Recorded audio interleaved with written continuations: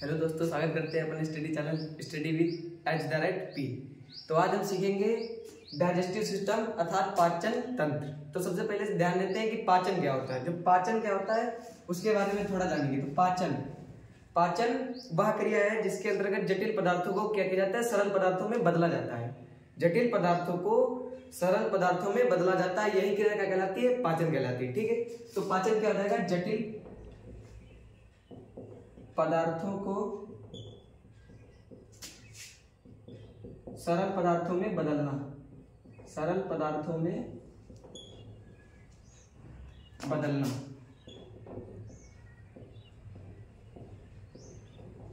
या सरल पदार्थों में तोड़ना। ठीक है, तो पाचन, और ये जो पाचन है ये कैसी क्रिया है, ये फिजियोकेमिकली मतलब जैव रासायनिक क्रिया है। पाचन एक जैव रासायनिक क्रिया है। ये जब हम बाद में थोड़ा अंदर डीप में पढ़ेंगे तब ये पता चलेगा कि ये पाचन किस तरीके से जैव रासायनिक क्रिया है। ठीक है, आगे सीखते हैं कि जो पाचन में किन किन चीजों का पाचन होता है। पाचन एक तरीके से क्या होता है कि जटिल मतलब जो बड़े बड़े होंगे, कठिन पदार्थ होंगे, उन्हीं का जो सरल पदार्थों में बदला जाता है, पाचन कहलाता है। ठीक है, अब यहाँ पर जैसे जो छोटे छोटे पदार्थ होते हैं, जैसे कि हमारा जल हो गया, प्रोटीन्स वगैरह हो गए, प्रोटीन्स नहीं, जो विटामिन, जल, विटामिन और खनिज पदार्थ, इनका क्या होता है, पाचन नहीं होता। ये सीधे अवशोषित किए जाते हैं क्योंकि ये छोटे छोटे अणु होते हैं, इनका पाचन हो नहीं पाता है। और जबकि पाचन किनका होता है, जटिल पदार्थ मतलब जो बड़े अणु होंगे। तो यहाँ से किनका पाचन नहीं होता है, याद रखना, जल, विटामिन और कुछ खनिज पदार्थ, खनिज का पाचन। खनिज का पाचन ना होकर क्या होता है, पाचन ना होकर अवशोषण होता है। इन सभी का क्या होता है, अवशोषण। ठीक है, इन सभी जल, विटामिन, खनिज का क्या होता है, पाचन नहीं होता है, इनका सबका अवशोषण होता है। अब आगे देखते हैं कि, ठीक है, अब यहां से देखते हैं कि पाचन की क्रिया किस तरीके से संपन्न होती है। जो पाचन की क्रिया होती है वो दो तरीके से होती है, मतलब इसमें दो चीजें जो है लगा एक साथ काम करती हैं। पहला क्या आता है, वो पहला है हमारा आहार नाल, पहला हमारा आहार नाल साथ में कार्य करता है। और दूसरा इधर क्या कार्य करता है, यहाँ पर जो पाचक ग्रंथियां होती हैं, पाचक ग्रंथियां जो पाचन में हमारी क्या करती है, सहायता प्रदान करती है, वो क्या होती है, दूसरा पाचक ग्रंथियां। इस तरीके से मतलब हमारा जो पाचन है वो एक साथ काम करता है, पहले आहार नाल और साथ में पाचन ग्रंथियां, दोनों एक साथ में कार्य करती है, तभी हमारा पाचन क्या होता है, संपूर्ण होता है। तो आहार नाल में देखें हम लोग क्या क्या पढ़ेंगे, आहार नाल में किस तरीके से आहार नाल होती है। तो सबसे पहले कुछ आहार नाल की बेसिक जानकारी। इसमें क्या होता है, इसकी जो लेंथ होती है, लंबाई, वो 32 फीट होती है। 32 फीट लगभग में 9 मीटर के आसपास, लगभग में 9 मीटर के आसपास। ठीक है, 32 फीट मतलब लगभग में 9 मीटर के आसपास, कुछ ज्यादा भी होगी, 32 फीट ना ज्यादा ही होगी। ठीक है, आहार नाल 32 फीट 9 मीटर के आसपास। अब इसमें देखते हैं कि कौन कौन से अंग आहार नाल में शामिल रहते हैं।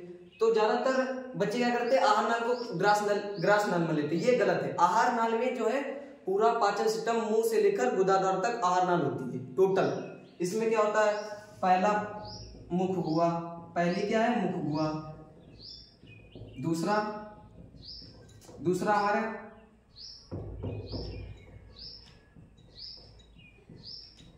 ग्रास नली, तीसरा आमाशय, चौथा क्या है, आमाशय से हमारा भोजन कहा जाता है छोटी आंत में, छोटी आंत। उसके बाद कहा जाता है बड़ी आंत में। ठीक है, बड़ी आंत। अब इधर क्या है, हमारे कौन कौन सी पाचक ग्रंथियां जो इसमें सहायता हमारी करती रहती है। ठीक है, इसमें कौन कौन सी है, सबसे पहले हमें मुख गुहा में मिल जाएगी, वो कौन सी ग्रंथियां, लार ग्रंथियां। ठीक है, मुख गुहा में हमें कौन सी मिल जाएंगी, लार ग्रंथियां। और फिर उसके बाद नीचे जाएंगे तो हमारी जो जठर ग्रंथियां हैं वो कहाँ मिल जाएंगी, आमाशय में। जठर ग्रंथियां कहाँ पर काम करती हैं, आमाशय में। अभी जब अंदर पढ़ेंगे इनके बारे में डीप में तो एक साथ पढ़ेंगे। ठीक है, आगे क्या है, और हमारा जो यकृत रहता है, यकृत भी एक ग्रंथि है जो कि सबसे बड़ी ग्रंथि है। मानव शरीर में यकृत क्या है, सबसे बड़ी ग्रंथि है। तो आगे हमारी कौन सी ग्रंथि है, यकृत। और यकृत के साथ एक पित्ताशय भी कार्य करता है, पित्तरस का स्राव जो मतलब पित्तरस का स्टोर करता है।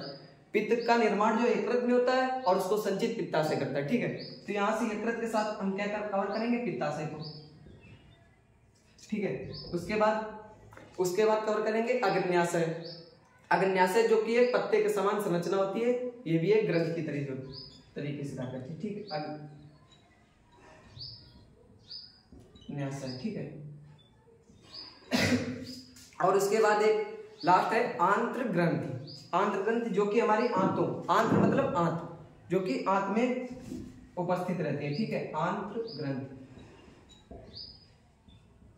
यहाँ से इन छोटी आंत तो बड़ी आंत को मतलब क्षुद्रांत और वृद्धांत भी कहा जाता है, वहीं से आंत्र लिया गया है, ठीक है। आंत्र ग्रंथि यहाँ इतना कवर करेंगे। आहार नाल में मुख, गुहा, ग्रासनली, आमाशय, छोटी आंत, बड़ी आंत, ठीक है। पाचन ग्रंथि में कौन कौन सी आ जाएंगी, लाल ग्रंथि, जठर ग्रंथि, यकृत, पित्ताशय और अग्न्याशय, आंत्र ग्रंथि, ठीक है। यहाँ से सब पाचन में होगा। अब देखते हैं माउथ कैविटी मतलब मुख गुहा, जो कि आहार नाल का सबसे पहला भाग है। यहाँ से हम भोजन को ग्रहण करते हैं और भोजन ग्रहण करने के पश्चात कहा जाता है हमारा सबसे पहला काम क्या है, हमारे जो जैसे ही हम भोजन ग्रहण करते हैं सबसे पहला हमारे जो दांत होते हैं वो कार्य करना स्टार्ट कर देते हैं। तो दांत हमारा कार्य करना स्टार्ट कर देते हैं। अब यहाँ से थोड़ा पाचन सिस्टम को रोककर दांत के बारे में पढ़ लेते हैं कि दांत क्या है, मतलब किस तरीके से हमारी पाचन में भूमिका निभाते हैं, ठीक है। अब दांत जो है, इनमें जो दांत हैं वो बने होते हैं क्या, सबसे हमारे शरीर का सबसे कठोर कौन चीज होती है, दांत, ठीक है। तो ये सबसे कठोर होते हैं, ओके। यहाँ पर क्या होता है कि जो इनमें दांत की जो ऊपरी परत होती है जो कि इनेमल की होती है, सभी को पता होगा, जो कि किसकी होती है, इनेमल की। और ये बनी किसकी होती है, कैल्शियम, जो इनेमल की परत होती है, इनेमल की सबसे पहली परत ये बनी होती है कैल्शियम की बनी होती है, ठीक है। और इसके जो अंदर की एक परत होती है, एक अंदर भी एक परत रहती है, वो हमारी जो है कैल्शियम फास्फेट CH3PO4 इसकी बनी होती है, ठीक है। तो यहाँ से दांत हमारी भूमिका, दांत कितने प्रकार के होते हैं, अब यहाँ से इनके जो है प्रकार देख लेते हैं, दांत कितने प्रकार के रहते हैं। दांत मुख्यतः 4 प्रकार के होते हैं। मानव में मतलब मनुष्यों में 4 प्रकार के रहते हैं, और तो मनुष्य जानवरों में होते हैं 4 प्रकार के, ठीक है। पहला कृंतक, दूसरा इंसिजर, और दूसरा कौन सा है, रदनक, कैनाइन, और तीसरा है अग्रचवर्णक, प्रीमोलर,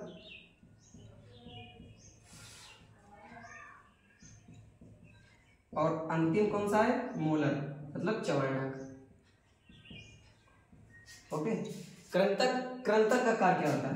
अब सबसे पहले थोड़ा दांत की मतलब इनके कितने दांत हमारे मानव में कितने होते हैं, तो दांत जो है वो 32 होते हैं। लेकिन हमारे जो दूध के दांत होते हैं उनकी संख्या कितनी होती है, दूध के दांत जो कि बचपन में टूट जाते हैं 13 से 14 की उम्र में, ठीक है। दूध के दांत आते टूट जाते हैं 13 से 14 की उम्र में, इनकी संख्या कितनी होती है, 20। यदि पूछा जाए कि हमारे टोटल जीवन काल में दांत कितने होते हैं, तो टोटल कितने हो जाएंगे, यहाँ से 52। लेकिन जो आगे भूमिका निभाते हैं वयस्कता तक, मतलब जो बुढ़ापे तक भूमिका निभाते हैं वो कितने होते हैं, 32, जो कि हमारी एडल्ट मतलब वयस्क अवस्था में टोटल पूरे 32 आ जाते हैं, ठीक है। यहाँ से 20 ये दूध के दांत रहते हैं, और टोटल हमारे जीवन काल में टोटल दांत होते हैं वो 52 रहते हैं, मतलब 52 दांत जीवन काल में हमारे होते हैं। 20 जो है वो पहले टूट जाते हैं 13 से 14 की अवस्था में निकल मतलब गिर जाते हैं, जो दूध के दांत रहते हैं, ठीक है। और उसके बाद में 32 दांत ये जो है वयस्कता तक आ जाते हैं हमारे।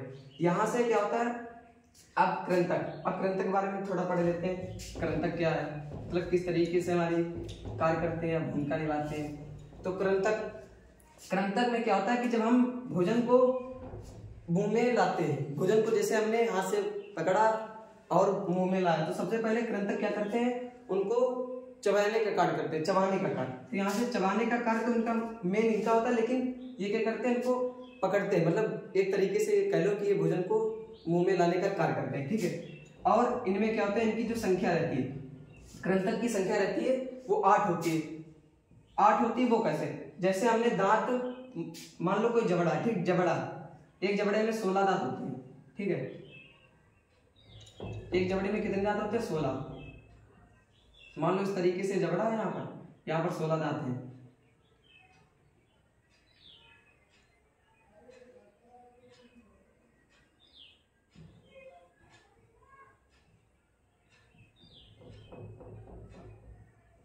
अरे कुछ इस तरीके से बनाना है, ठीक है। जो दांत होता है इनको हम 4 प्रकार से डिवाइड कर रहे हैं, तो अच्छे से समझ में आ जाएगा। जैसे मान लो हमने इनको इस तरीके से डिवाइड कर दिया। अब यहाँ से जो कृंतक होंगे, वो कृंतक सबसे पहला दांत होता है कृंतक, मतलब स्टार्टिंग में जो ये सबसे बड़े चकले चकले दांत रहते हैं वही कृंतक होते हैं। तो यहाँ से क्या होता है, सबसे पहले इधर 4 दांत इधर रहते हैं, नहीं 2 इधर रहते हैं। एक जबड़े में 8 दांत, 2 इधर रहते हैं, ठीक है। 2 इधर 2 इधर, कितने हो गए? 8। 4 ऊपर एक जबड़े में 4। अब इसी तरीके से दूसरे में भी 2 इधर यहाँ पर रहते हैं, 2 इधर रहते हैं, तो टोटल कितने हो गए? 8। लेकिन यदि जबड़े में पूछा जाए केवल एक जबड़े में तो 4, और एक साइड में, इधर साइड में कितने होंगे? 2, इधर साइड में 2, ऊपर भी इसी तरीके से 2 इधर 2 इधर, तो टोटल 8 हो गए कृंतक, ठीक है। अब आगे रदनक।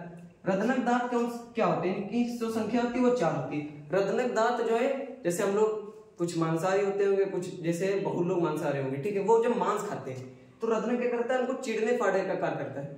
वैसे हम लोग मांसाहारी मतलब मांस खाने के लिए है नहीं, लेकिन जो दांत दिए गए हैं उनमें रदनक मांस को खाने की भूमिका निभाता है, मतलब फाड़ने की। ये जो रदनक दांत है ये मांसाहारी जीवों में सब बहुत पाए जाते हैं, मतलब जो रदनक दांत है ये मांसाहारी जीवों में अधिकांशता पाए जाते हैं।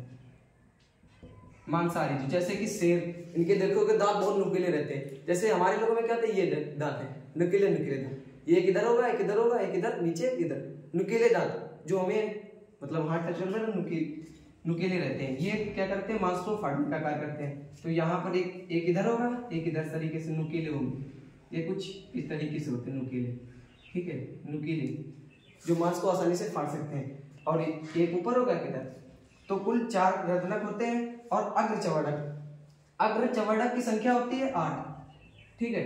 8 अग्र चवड़क होते हैं। ये भी हमारे भोजन को क्या करते हैं? छोटा छोटा बनाते हैं, छोटे छोटे टुकड़ों में बदलते हैं। और चवड़क भी छोटे छोटे टुकड़ों में बदलता है। लेकिन जो अग्र चवड़क होते हैं ये बच्चों में नहीं पाए जाते, बिल्कुल नहीं पाए जाते, शून्य होती है। बच्चों में संख्या अग्र चवड़क की कितनी होती है? 0।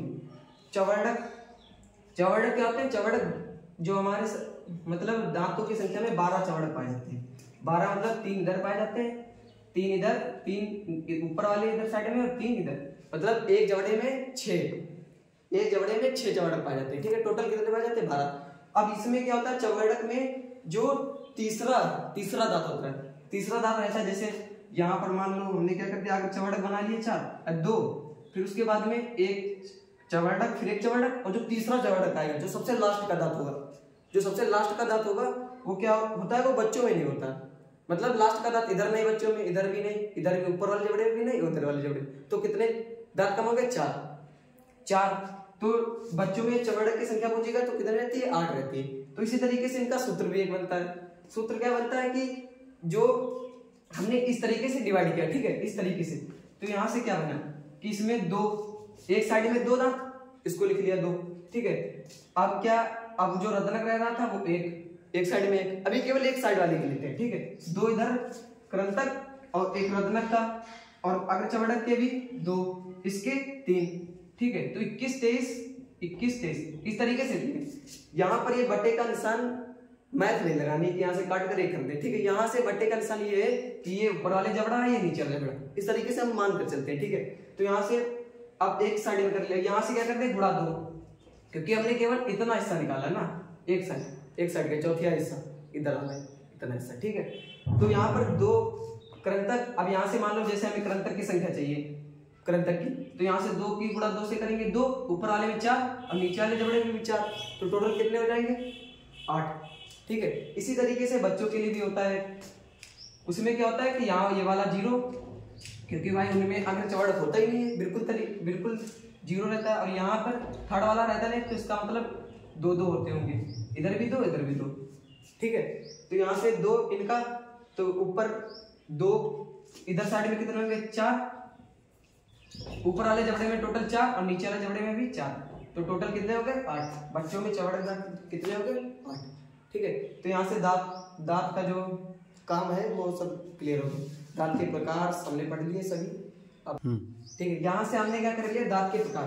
अब जैसे कभी कभी आ जाता है मतलब क्वेश्चन में कि दांत का जो अध्ययन है वो क्या कहलाता है, तो ओडोंटोलॉजी कहलाता है, ओडोंटोलॉजी। ठीक है,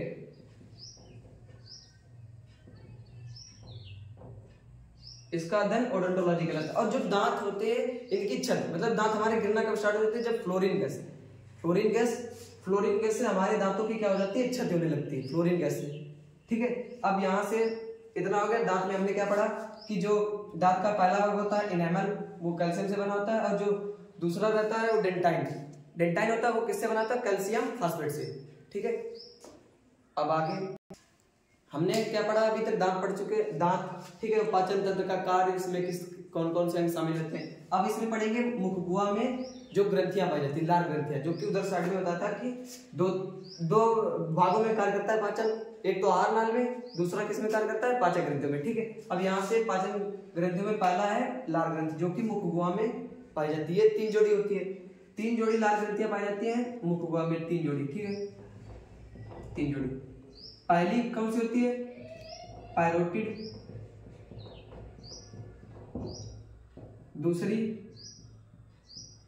सबलिंगुअल,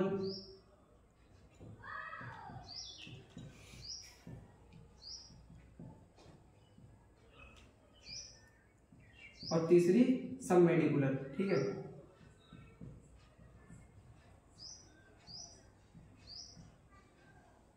तीन तरीके से हमारी जो है वो लार ग्रंथियां पाई जाती है। यहां पर डाल देते हैं लार ग्रंथियां।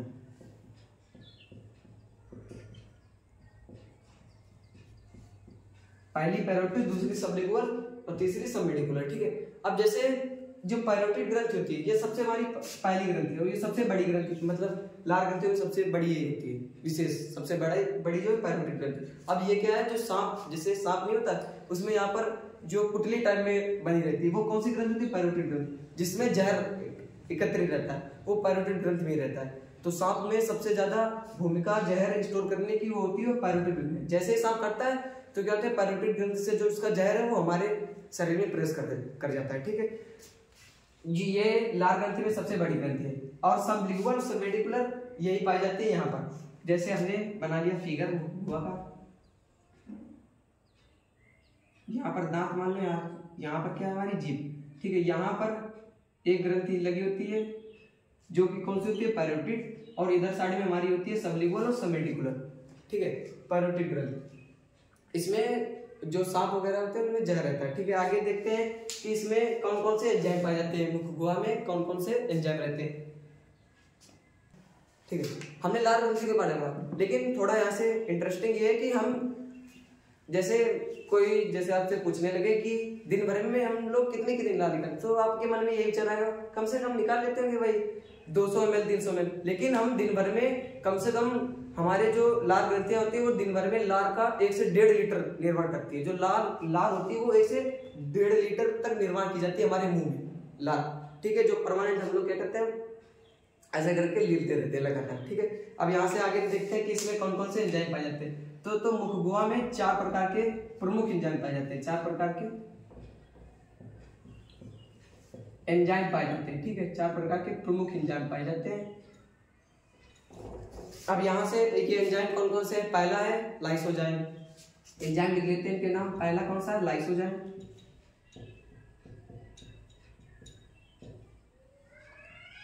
दूसरा हमारा कौन सा है, लाइसोजाइम, जो क्या करता है, इसका प्रमुख कार्य क्या होता है, जो कीटाणुओं को मारने का कार्य हमारा कौन करता है, लाइसोजाइम। जैसे हम लोग क्या करते हैं, जैसे छोटे बच्चे होते हैं वो मिट्टी खाने लगते हैं। अब मिट्टी में तो बहुत तरीके से कीटाणु भी रहते हैं, लेकिन वो क्या करते हैं, जब मिट्टी खाते हैं, जो लाइसोजाइम ये होता है, ये एंजाइम ये बहुत ज्यादा उस समय एक्टिव रहता है, कार्यरत रहता है, जो क्या करता है, मिट्टी में उपस्थित जितने भी कीटाणु रहते हैं उनको मार देता है, जिससे हमारे जो छोटे छोटे बच्चे होते हैं उनको क्या होता है, नुकसान भी नहीं रहता है मिट्टी खाने से, और उनको मिट्टी खाने में मजा भी आता है। छोटे होते उनको पता नहीं रहता है ना, जैसे हम लोग भी कभी कभी बिना हाथ धुले खाना खाने लगते हैं, तो उसमें क्या हाथ में हमारे कीटाणु रहते हैं, खाना खाने से हमारे मुंह में प्रवेश करते हैं, वहां पर लाइसोजाइम रहता है, वो कीटाणु को नष्ट कर देता है। जो थोड़े बहुत बचते हैं वो एचसीएल अम्ल द्वारा नष्ट कर दिए जाते हैं। ठीक है, अब दूसरा कौन सा है, टाइलिन। ठीक, इसका लाइसोजाइम का प्रमुख कार्य क्या होता है, कीटाणुओं को नष्ट करने का, कीटाणुओं को नष्ट करने का। ठीक है,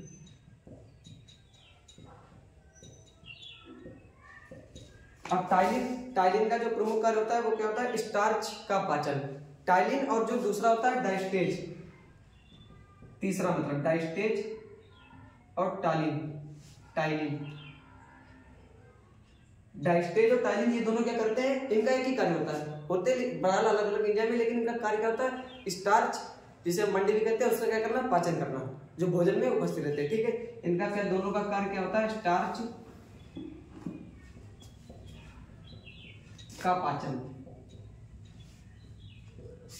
स्टार्च का पाचन। और हमारा जो चौथा होता है वो कौन सा एंजाइम है, म्यूकस। ये बहुत जगह पर पाया जाता है, ये जो एंजाइम है बहुत जगह पर, जैसे हमारे नाक में पाया जाता है, जो हमारी क्या कहते हैं, जैसे हम लोग कभी देखा होगा अगर छोटे छोटे बच्चे होते हैं नाक में उंगली डालकर नाक को मतलब करते रहते हैं। ठीक है, उसमें क्या होता है, कभी कभी चिपचिपा पता निकलता है, वो क्या होता है, म्यूकस ही होता है। यहाँ पर भी म्यूकस पाया जाता है जो कि एक एंजाइम है म्यूकस। ये क्या करता है, भोजन को चिपचिपा बना देता है, चिपचिपा बना देता है। इसका अर्थ क्या है, मतलब ये देखा होगा जो भोजन हम लोग कभी खाते हैं, जब कंकड़ निकला था तो भोजन को थूकते हैं, तो देखता होगा लुगदी तरीके से बनता है, तो उसमें जो प्रमुख भूमिका होती है वो म्यूकस की रहती है। वो क्या करता है, उसको लुगदी तरीके से बना देता है, उसमें चिपचिपा बना देता है। जैसे आप कभी टच किया होगा तो उसमें क्या है, चिपचिपा जैसा पदार्थ कुछ निकलता रहता है। ठीक है, म्यूकस क्या करता है, भोजन को चिपचिपा बनाने का कार्य करता है। अब हम आगे देखेंगे ग्रास नली। अब हमारा जो भोजन है वो क्या हो गया, मुख गुहा से चलकर आगे कहाँ पहुंच गया, हमारा ग्रास नली। अब ग्रास नली जो है वो सीधी जो है, जिसकी लेंथ कितनी होती है, लगभग 25 सेंटीमीटर तक, यहाँ से यहाँ तक की क्या होती है, लगभग में मानी गई है, और होती यहाँ तक होगी, यहाँ पर आमाशय रहता है ना, यहाँ से आपने कभी महसूस करके देखा होगा तो यहाँ तक की, तो इतनी लेंथ जो है 25 सेंटीमीटर लगभग में मानी गई है। जो इसकी लेंथ होती है वो कितनी होती है, 25 सेंटीमीटर के आसपास। ठीक है, 25 सेंटीमीटर के आसपास। अब इसमें क्या होता है, जो भोजन है, भोजन का यहाँ पर पाचन नहीं होता है, इसमें भोजन का पाचन नहीं होता है। ये क्या करता है कि केवल भोजन को धीरे धीरे ढकेलता है और आमाशय तक लाने में हमारी मदद करता है। भोजन को धीरे धीरे ढकेलता है और आमाशय तक आता है। इसमें जो ये धीरे धीरे भोजन को ढकेलने की क्रिया क्या कहलाती है, क्रमानुकुंचन। इसमें क्या होता है, क्रमानुकुंचन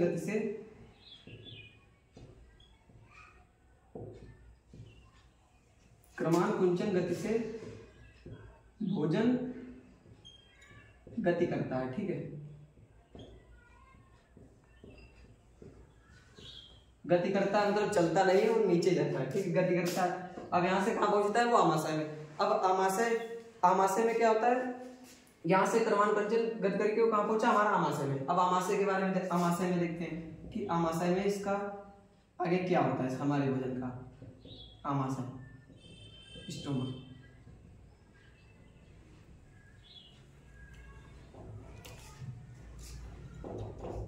ठीक है, यहाँ पे थोड़ा स्टोमक।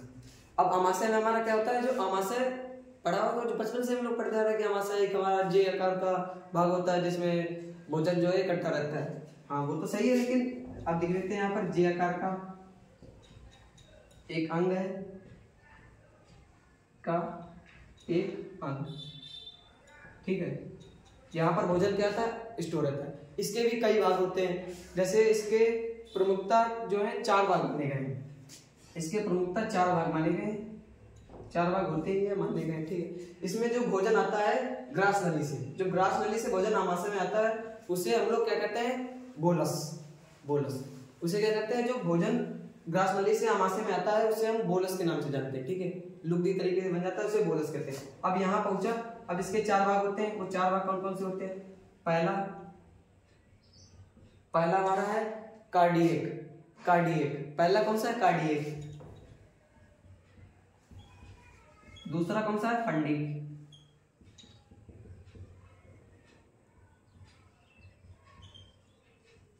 और तीसरा है, पहला कार्डियक, दूसरा फंडिक, तीसरा हमारा है पाइलोरिक। तीसरा कौन सा है, पाइलोरिक। और अंतिम जो लास्ट रहता है वो कौन सा आता है, शेषाग्र। ठीक है, शेषाग्र। अब इनकी स्थितियां कहां पर होती है, जैसे हमने वो आमाशय बनाया। ठीक, ये नली ग्रास नली, यहाँ से कुछ आमाशय स्थिति। ठीक है,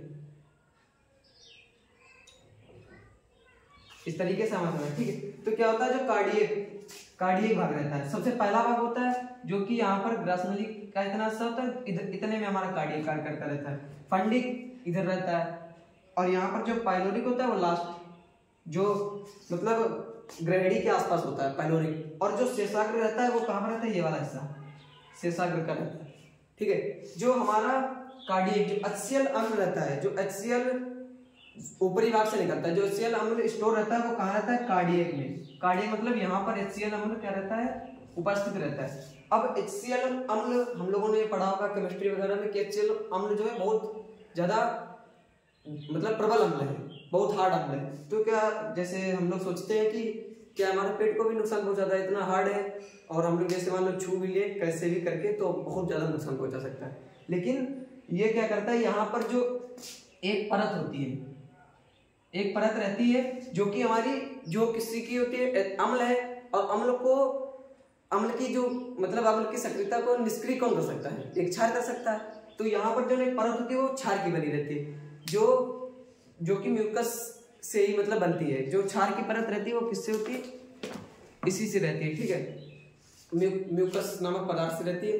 अब जैसे हम लोगों ने कभी कभी जैसे समोसा वगैरह खा लेते हैं, ज्यादा ही खा लेते हैं, जैसे कभी गए शादी बारात में, हमने क्या किया वहां पर ज्यादा हमें मिल गया तो हम लोग उल्टा सीधा खाने लगते हैं, यहाँ तक कर लेते हैं, यहाँ तक। अब हमें क्या है, जब पाचन होता है, पाचन क्रिया होती है, एचसीएल जो हार्ड रहता है अम्ल है, ठीक है, ये भोजन को करता है, जब गैस निकलती है वो क्या हो जाती है, रुक जाती है, जो हमें एसिडिटी की प्रॉब्लम होती है, वो समस्या यही से होती है।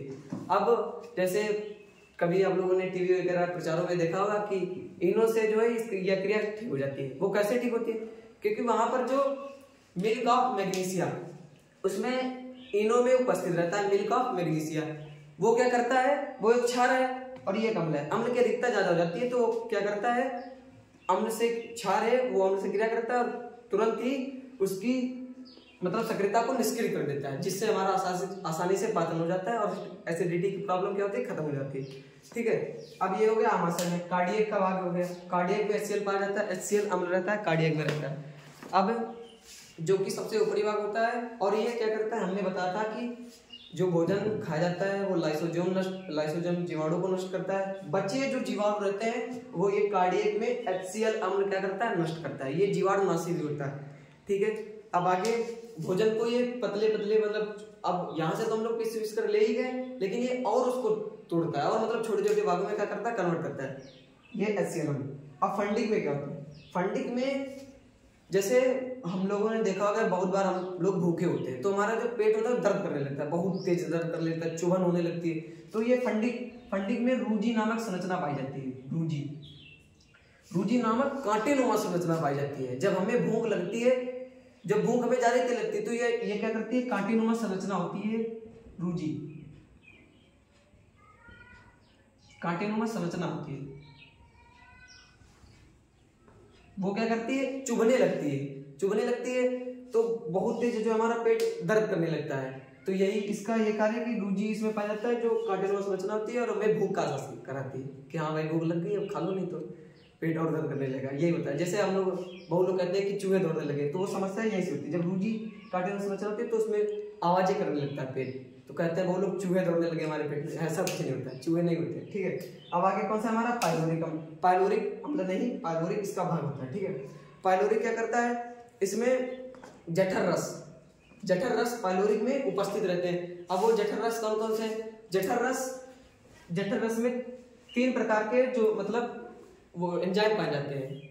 पहला रेनिन, पेप्सिन और जठर लाइपेज, ठीक है, रेनिन, पेप्सिन और जठर लाइपेज, ये 3 प्रकार के पाइलोरिक में 3 प्रकार के एंजाइम पाए जाते हैं। पहला रेनिन, दूसरा हमारा कौन सा होता है, पेप्सिन, तीसरा जठर लाइपेज। रेनिन क्या होता है, जब दूध में केसीन प्रोटीन रहता है, वो रेनिन दूध में उपस्थित केसीन प्रोटीन को क्या करता है, पचाता है।